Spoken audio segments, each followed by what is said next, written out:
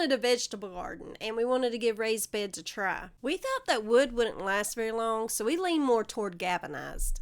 We had bought this trough-looking tub from the Tractor Supply, but it was going to cost too much to have several of those. So, we went looking on Amazon, and they have so many to choose from. Depending on the size and whether it's painted or unpainted, the prices vary, but most are very affordable. This is not a sponsored video, so we ourselves purchased a set of two 6x4 garden beds. They came with one page of very easy to read set of instructions, or should I say diagrams. For each bed there are 6 curved panels, 4 straight panels, and 8 rods. The hardware was just bolts, square nuts, and coupling nuts. The tools needed are a Phillips screwdriver and a 7/16 socket. You can also use a wrench or an adjustable wrench. I started off by putting together the curved panels first by adding a bolt in the top and one in the bottom and finger tightening.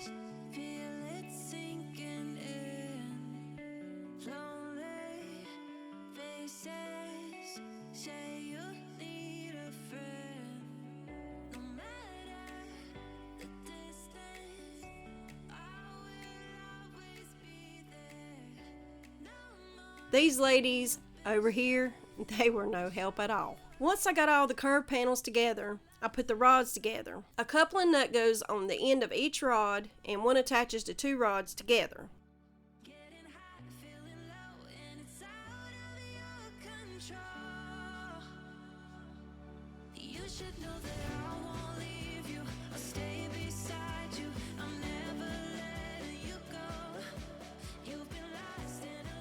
At this point, my husband came home and lent me a hand. We attached the side panels using the bolts and square nuts.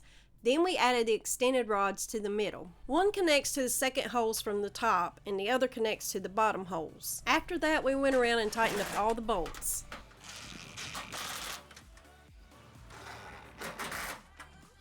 How easy were they to put together, honey? It's easy as 1, 2, 3. These are not heavy at all, so they're easy to move. One person could probably move it by themselves, but you would have to drag it, so it's better to have 2 people. To take up space and use less dirt, Keith shoveled wood chips from the chicken coop, and from a compost pile he started into the beds. Then he spread it around with the shovel just to give a layer on the bottom.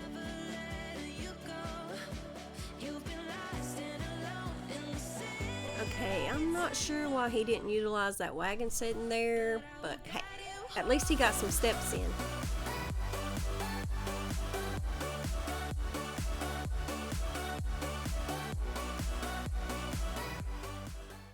This is the garden soil we're using. We knew going in that the first year was going to be costly, but from then on, all we would have to do is purchase the plants, and if we're on top of our game, which we are not, then we could just plant seeds. That has yet to happen.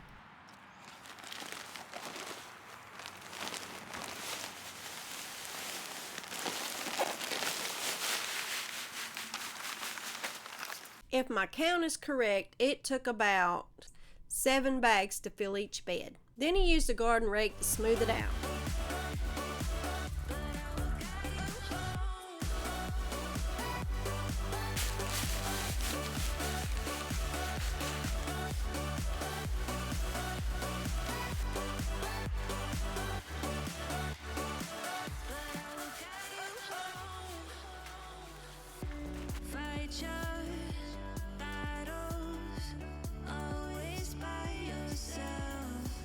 Now we could talk about price, but this footage was from 2 years ago and prices are up and down. I didn't want to just show y'all us putting out these beds. I wanted to show just how they really worked out for us.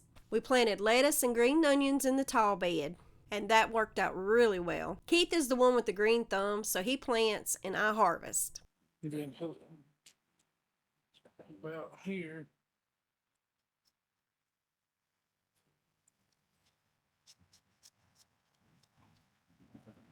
I'll move this one over. He planted 2 zucchini and a yellow squash in one bed. I had to break the bottoms open so the roots can grow. 3.5 foot apart. That's a little bit close, but we're doing what we can. You always want to make sure you give your plants enough space. One there. I want to say 6 of these were Better Boy tomatoes, and 1 was a cherry tomato, and 1 was a grape tomato. Or as my grandma liked to say, maters and Tommy toes. Just suckers. They don't serve no purpose but to steal energy from the rest of the plant. Well, I'm breaking them so I can bury them deeper too. Just tiny bit broke down. He added tomato cages to all 8 tomato plants. This is how they were looking. Putting some organic fish fertilizer on it. You just put a few drops in it and you mix it in your water and it'll help give them a start.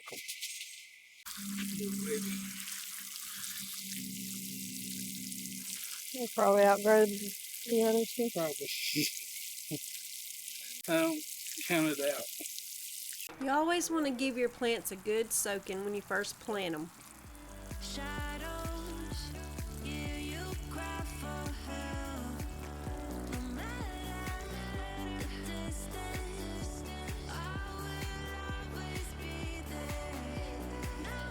This is the one we said would probably outgrow the other two. There was a few that I waited too long to pick and they got humongous. One thing that I didn't get on camera was a storm came through and blew all of my tomato plants over. So the next year we used some rebar tied up. The rebar wasn't quite tall enough, so we still had them lingering over, towering over, whatever.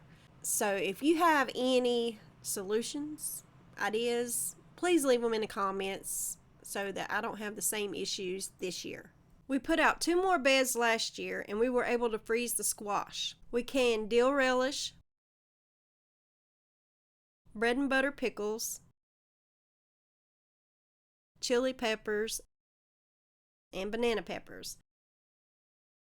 We also dehydrated some cayenne peppers. We left some whole and then we ground some up for the spice jar. Now this is how it's looking this year. We have some cucumbers here and some squash over there. He planted cabbage earlier and the romaine lettuce is doing great. And on the other end over here we have red onions. In this bed we only have 3 tomato plants and the rest are all bell peppers. We've been adding mulch around the whole area to make maintenance easier and make it look nicer. Here it is 2 weeks later. We had a good week's worth of rain on and off. Come out there and things were just blooming already. We already got tomatoes growing. Look at that.